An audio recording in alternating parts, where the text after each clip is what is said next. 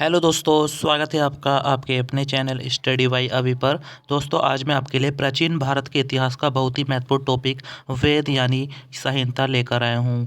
दोस्तों, यह topic exam के लिए बहुत ही महत्वपूर्ण है। इससे हर एग्जाम में क्वेश्चन पूछे जा रहे हैं, तो इसको अच्छे से पढ़ लेना, आपको सभी एग्जाम में बहुत ही हेल्प मिलेगी।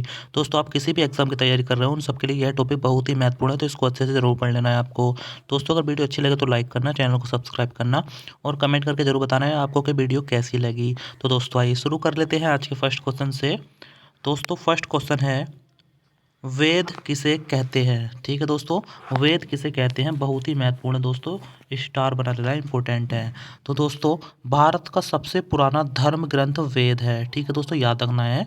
दोस्तों, भारत के जो सबसे पुराने ग्रंथ है ना, वो वेद ही हैं, जिनके संकलनकर्ता महर्षि कृष्ण द्वैपायन है। ठीक है दोस्तों, याद रखना है, महर्षि कृष्ण द्वैपायन वेद व्यास हैं। ठीक है दोस्तों, याद रखना है। बहुत बार एग्जाम में पूछा गया है कि वेद को किसने लिखा था, किसने संकलन किया था, तो आपको याद रखना महर्षि कृष्ण द्वैपायन वेद व्यास को माना जाता है। ठीक है दोस्तों। दोस्तों, वेद वसुदेव कुटुंबकम का उपदेश देता है। दोस्तों, पूछा जा सकता है आपसे एग्जाम में कि वेद किसका उपदेश देता है, तो आपको याद रखना वसुदेव कुटुंबकम का उपदेश देता है। दोस्तों, भारतीय परंपरा वेदों को नित्य और अपूर्व से मानती है। ठीक है दोस्तों, याद रखना है, भारत की परंपरा वेदों को क्या मानती है, नित्य और अपूर्व से। दोस्तों, मैं बता दूं आपको कि वेद 4 प्रकार के होते हैं। ठीक है दोस्तों, वेद कितने हमारे 4 हैं। कौन कौन से हैं आपको याद रखना है, ऋग्वेद, यजुर्वेद, सामवेद, अथर्ववेद। ठीक है दोस्तों, याद रखना है, बहुत ही महत्वपूर्ण है, आपसे पूछा जा सकता है एग्जाम में, ऋग्वेद, यजुर्वेद, सामवेद, अथर्ववेद। दोस्तों, चारों वेदों को संहिता कहा जाता है, आपको याद रखना है दोस्तों, इंपॉर्टेंट क्वेश्चन है दोस्तों, भूलना नहीं है। ठीक है दोस्तों, आइए दोस्तों, अब हम एक एक करके वेदों को पढ़ लेते हैं, और हमारा सबसे पहला जो वेद है वो है ऋग्वेद। ठीक है दोस्तों, याद रखना है। तो दोस्तों, ऋग्वेद हमारा पढ़ लेते हैं हम दोस्तों। तो ऋग्वेद ऋचाओं के क्रमबद्ध ज्ञान के संग्रह को कहते हैं। ठीक है दोस्तों, ऋग्वेद कहते हैं, आपको याद रखना है, कौन से, ऋचाओं के क्रमबद्ध ज्ञान के संग्रह को। दोस्तों, इस वेद में ना, ऋग्वेद में 10 मंडल है, आपको याद रखना, पूछा जाता है एग्जाम से। एग्जाम में पूछा जाता है दोस्तों कि ऋग्वेद में कुल कितने मंडल हैं, तो 10 मंडल हैं, 1028 सूक्त हैं। ठीक है दोस्तों, याद रखना है, 1028 सूक्त है, ये भी पूछा गया है। और दोस्तों, 10,662 यानी कि लगभग दोस्तों 10,600 ऋचाएँ हैं। ठीक है दोस्तों, याद रखना है, बहुत ही महत्वपूर्ण है दोस्तों, इनको मंत्र भी कहते हैं। दोस्तों, ऋचाएँ पढ़ने वाले ऋषि को ना होत्रा कहते हैं। ठीक है दोस्तों, होत्र कहते हैं दोस्तों, इस प्रकार भी लिखा जा सकता है इसको, है ओत्र। ठीक है दोस्तों, याद रखना आपको, जो हमारे ऋचाएँ पढ़ने वाले ऋषि होते हैं उनको होत्र कहते हैं। ठीक है दोस्तों, याद रखना है। आइए दोस्तों, आगे पढ़ते हैं। दोस्तों, मैं बता दूं आपको, वेद के तीसरे मंडल में, ठीक है दोस्तों, याद रखना है, वेद का जो तीसरा मंडल है उसमें क्या है, सूर्य देवता को समर्पित गायत्री मंत्र है। ठीक है दोस्तों, याद रखना है, सूर्य देवता सावित्री को समर्पित एक गायत्री मंत्र है, आपको याद रखना है। दोस्तों, गायत्री मंत्र आपने सुना होगा, पढ़ा होगा। ठीक है दोस्तों, याद रखना है, तीसरे मंडल में है। ठीक है दोस्तों। दोस्तों, इसको याद करने की ट्रिक है दोस्तों, गायत्री में त्रि आ रहा है। ठीक है दोस्तों, त्रि मतलब 3। ठीक है दोस्तों, तीसरे मंडल में है त्रि 3। आइए दोस्तों, नेक्स्ट पॉइंट है हमारा, वेद के 9वें मंडल में। ठीक है दोस्तों, 9वें मंडल में क्या है, आपको ये भी याद रखना है दोस्तों, पूछा गया है एग्जाम में, इंपॉर्टेंट है। तो दोस्तों, 9वें मंडल में है सोम देवता का उल्लेख। ठीक है दोस्तों, याद रखना है, सोम देवता का उल्लेख कौन से मंडल में है, 9वें मंडल में, आपको याद रखना है। आइए दोस्तों, अब नेक्स्ट टॉपिक है, नेक्स्ट पॉइंट है 8वां मंडल। ठीक है दोस्तों, 8वें मंडल में हमारा क्या है, तो दोस्तों 8वें मंडल में है दोस्तों, 8वें मंडल की हस्तलिखित ऋचाओं को, दोस्तों जो हाथ से लिखी गई मंत्र हैं ऋचाओं को खिल कहा जाता है। ठीक है दोस्तों, याद रखना है, पूछा गया है एग्जाम में कि हस्तलिखित ऋचाओं को खिल कहा गया है, कौन से मंडल में है, तो 8वें मंडल में है, आपको याद रखना है। ठीक है दोस्तों। आइए दोस्तों, नेक्स्ट पॉइंट है हमारा 10वां मंडल। ठीक है दोस्तों, बहुत ही महत्वपूर्ण है, डबल स्टार बना लेना, 10वें मंडल के बारे में बहुत बार आया है। तो दोस्तों, 10वें मंडल में क्या बोला गया है, पुरुष। दोस्तों, 10 मंडल है, 10वें मंडल में पुरुष सूक्त में 4 शब्द हैं दोस्तों। 10वें मंडल में दोस्तों एक सूक्त है जिसका नाम है पुरुष सूक्त, तो उसमें 4 वर्ड हैं, शब्द हैं दोस्तों, कौन कौन से हैं, ब्राह्मण, क्षत्रिय, वैश्य, शूद्र। ठीक है दोस्तों, यह चारों वर्ड हैं, आपको याद रखना है, इनका उल्लेख है 10वें मंडल के पुरुष सूक्त में। ठीक है दोस्तों, याद रखना है, इंपॉर्टेंट क्वेश्चन है दोस्तों, भूलना नहीं है। ठीक है दोस्तों। और दोस्तों, 10वें मंडल में दोस्तों परोसनी नदी के तट पर एक युद्ध हुआ था, आपको याद रखना, 10 राज्य युद्ध, उसका भी उल्लेख है। ठीक है दोस्तों, याद रखना है। और दोस्तों नेक्स्ट पॉइंट है हमारा ऋग्वेद में दोस्तों गाय को काव को दोस्तों गाय को क्या कहा गया है? अगन्य। दोस्तों बहुत बार एग्जाम में पूछा गया दोस्तों कि ऋग्वेद में गाय को क्या कहा गया? अगन्य कहा गया। ठीक है दोस्तों, याद रखना है। और दोस्तों ऋग्वेद में इंद्र के लिए दोस्तों 250 250। ठीक है दोस्तों, याद रखना, पूछा गया एग्जाम में। इंद्र के लिए 250 दोस्तों 250 और अग्नि के लिए 200 ऋचाओं की रचना की गई है दोस्तों, याद रखना है। ठीक है दोस्तों, बोलना नहीं है।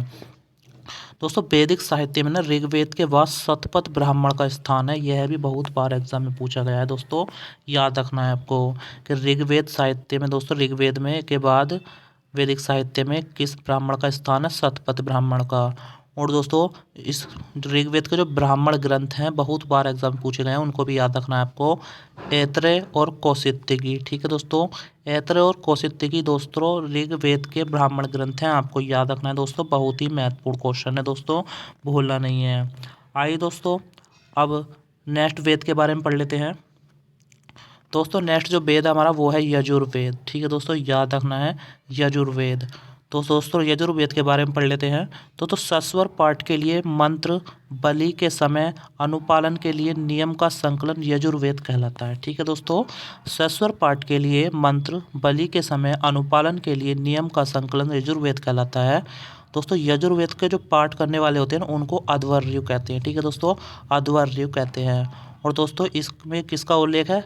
तो दोस्तों याद रखना यज्ञ के नियम। दोस्तों यज्ञ जो होते हैं दोस्तों यज्ञ के नियम हैं, विधि विधानों का और बलिदान विधि का उल्लेख है इसमें दोस्तों यजुर्वेद में, आपको याद रखना है। ठीक है दोस्तों यह इकलौता ऐसा वेद है दोस्तों जो तो गद और पद में लिखा गया है। ठीक है दोस्तों, याद रखना है गद और पद में जो इकलौता वेद है वो है यजुर्वेद। और दोस्तों इसके जो ब्राह्मण ग्रंथ हैं वो भी याद रखने हैं आपको, तैत्तिरीय और शतपथ।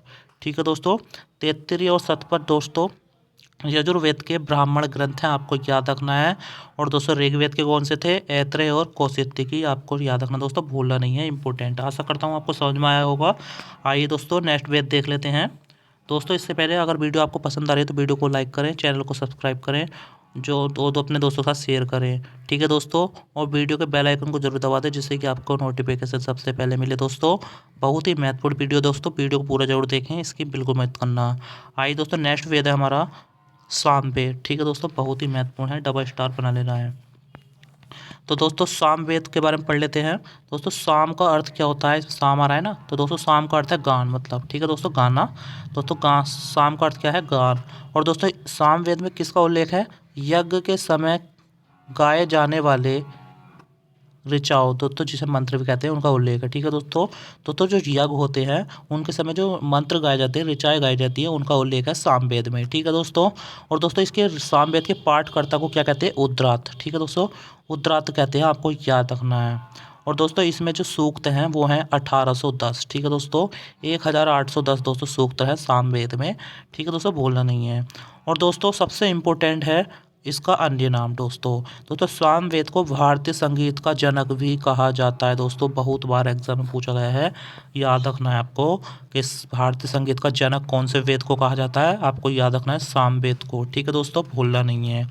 और दोस्तों सामवेद के जो ब्राह्मण ग्रंथ हैं वो है पंचविश, एक ही है दोस्तों, बहुत महत्वपूर्ण है, याद रखना है इसको।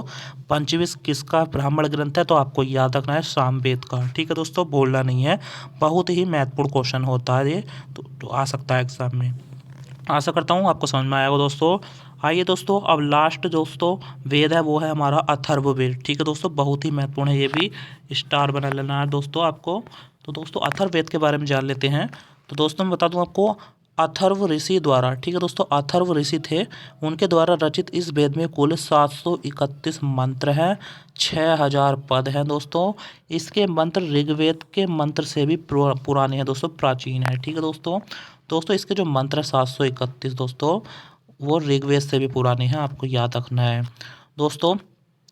अथर्ववेद कन्याओं के जन्म की निंदा करता है। ठीक है दोस्तों, बहुत बार पूछा गया है कि कन्याओं के जन्म की निंदा कौन से वेद में बताई गई है, तो आपको याद रखना अथर्ववेद में। ठीक है दोस्तों, भूलना नहीं है।